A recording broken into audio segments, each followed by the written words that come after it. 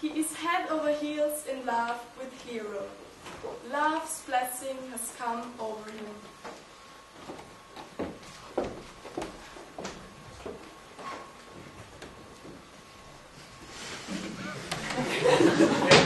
Scene 2, ein Hall in Leonardos Haus.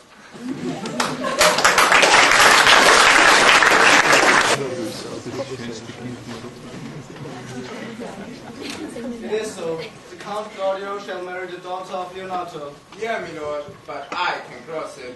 Any bar, any cross, any impediment will be medicinable to me. How can you cross this marriage? Not honestly, my lord, but so covertly that no dishonesty shall appear to me. Valeria has astonishing news for you that might prove useful for our impediment. Show me briefly how. Our plan is to disgrace Hero. Hero's servant is the key. Margaret. She's fond of Borachio. She's a friend of mine, and I'll convince her to act a little charade. She can play Hero in our masquerade. At her lady's window she'll stand, at my request. In the clothes of Hero, Margaret will be dressed. Her words of love to you will be part of the plan. We'll pretend that she has fallen for another man. With the prince and Claudio, you'll share Hero's offense. On the eve of their wedding, they'll observe the evidence. Believing it is Hero, they think she's a cheat. How cunning this lady is! Your plan is a perfect fit for our castle. Claudio shall be blinded by our lies. His trust for Hero shall dry up like an old prune. Grow this to what adverse issue it can. I will put it in practice.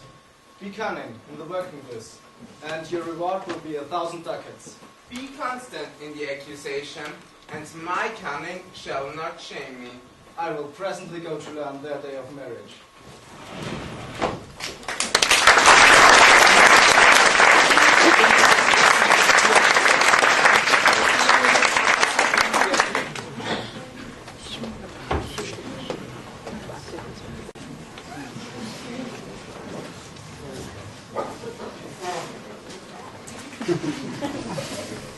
Act 2, Scene 3, Leonardo's Orchard.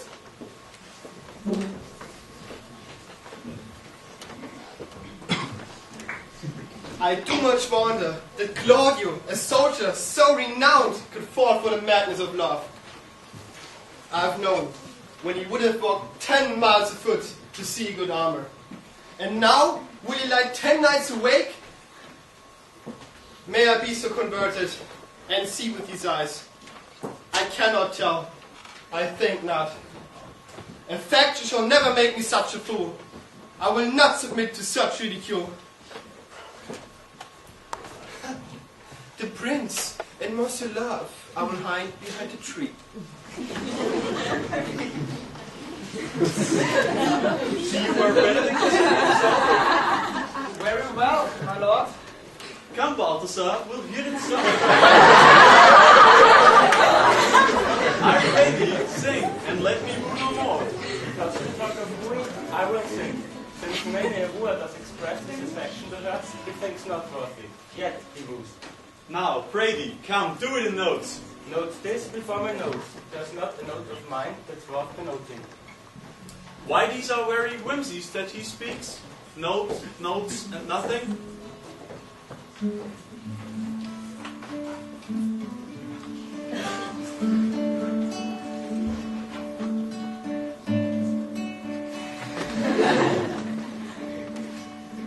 Sigh no more, lady, sigh no more.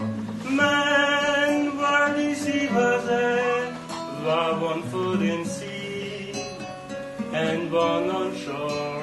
To one thing, constant never, then sigh not so, but let them go and be applied and bonny converting your sounds of wood into hay. Nonny, nonny, sing no more, ditty, sing no more of time to go and hair, the fraud of man was ever so, since summer first was leafy, then sigh not so, but let them go and be applied, and one day converting all your songs of woe into hate, nonning on me.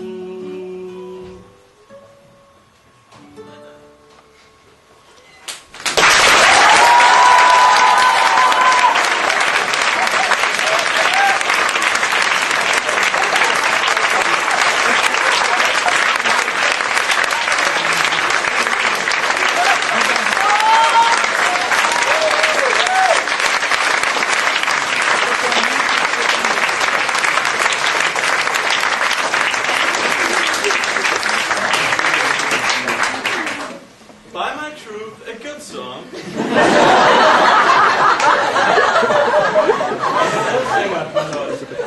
No.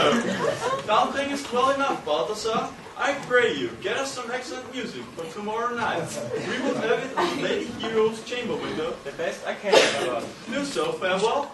Come here, Leonetto. What was it you told me today? That your niece, Beatrice, was in love with Senor Benedict? I did never think that lady would have loved any man. No, nor I neither, but most wonderful that she should so fancy Senor Benedict, whom she always seemed to hate. Is it possible? Sits the wind in that corner. My lord, I cannot tell what to think of it, but that she loves him with all her heart. How pray you? You amaze me. I would have thought her spirit had been invincible against all sorts of affection. I would have sworn it had, especially against Benedict. Has she made her affection known to Benedict? No, and swears she never will. What signs of passion shows she? Her cheeks blush whenever Benedict is around, and she sits and writes romantic words of love. 'Tis true, indeed. Believe it or not, for she'll be up 20 times a night, till she has written a letter of love to Benedict. Now you talk of a letter. I remember a pretty story Hero told us of. Oh, when Hero was reading it over, she found the names Benedict and Beatrice between the lines. Then down upon her knees she falls, weeps, sobs, prays, curses. Oh, sweet Benedict, God give me patience. It were good if Benedict learned of it by some other, if she will not declare her love to him. To what end? He would make but a sport of it, and torments the poor lady worse. She's an excellent sweet lady, and out of all suspicion she's virtuous. I wish she had given that love to me. I pray you, tell Benedict of it, and hear what he will say. My lord, will you walk? Dinner is ready.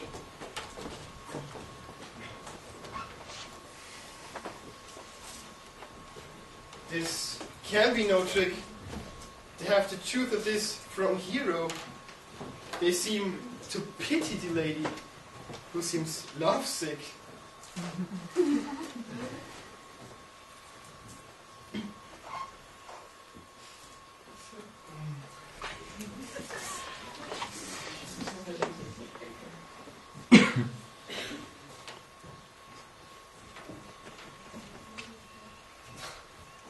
They say the lady is fair.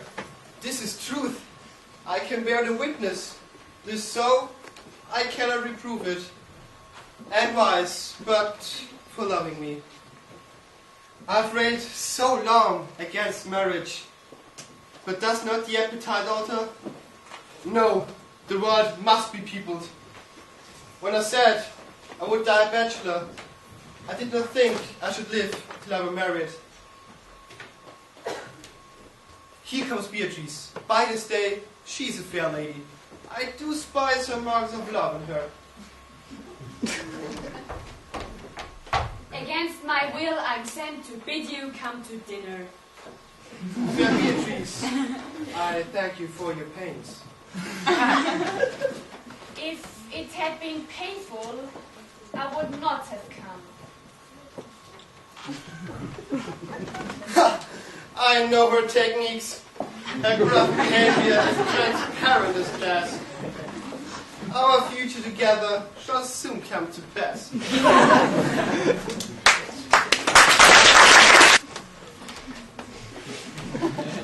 Act 3, Scene 1, Leonardo's garden.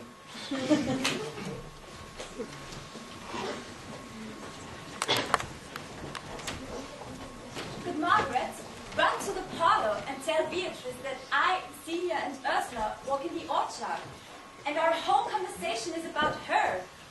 Say that thou overheardst us, there will she hide her to listen our purpose. This is thy office. Bear thee well in it and leave us alone. Well, I'll make her come. I inform you presently. Now, Ursula, Celia, when Beatrice doth come, as we do stroll this alley up and down, our talk must only be of Benedict. When I will name him, let it be thy part to praise him more than ever man did merit. My talk with thee must be how Benedict is sick in love with Beatrice. And now, begin. Beatrice is coming to listen to our conference. But are you sure that Benedict loves Beatrice so entirely? So says the prince and my fiancé. And did they bid you tell her of it, madam? They begged me to inform Beatrice without delay, but I persuaded them never to let Beatrice know of it. Why did you so? Oh, God of love, I know he doth deserve as much as may be yielded to a man.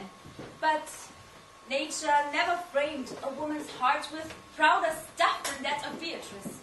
Disdain and anger, right sparkling in her eyes. No man deserves such hate. I'm sure she would show. Sure, I think so too. And therefore, certainly, it were not good if she knew his love, lest she makes fun at it. You speak truth. I never yet saw a man. How wise, how noble, young, how rarely featured. But she would spell him backward. So turns she every man the wrong side out, and never admits the noble mind of man. If I told her my view, she would make fun of me. Therefore, let Benedict waste. It were a better death than die with mocks, which is as bad as die with tickling. Yet, tell her of it. Hear what she will say. No! Rather I will go to Benedict and counsel him to fight against his passion. And truly, I'll find some honest words to stain my cousin with. One does not know how much an ill word may poison liking. Oh, do not do your cousin such a wrong. She cannot be so much without true judgment, having so swift and excellent a wit as to refuse so rare a gentleman as Signor Benedict. I pray you, be not angry with me, madam, speaking my fancy. Signor Benedict, for shade, forbearing, argument, and valor, goes foremost in report through interview.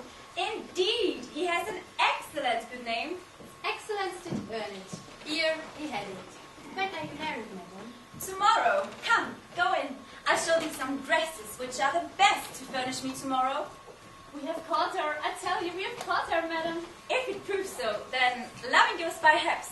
Some are made love strike by arrows, and some by traps.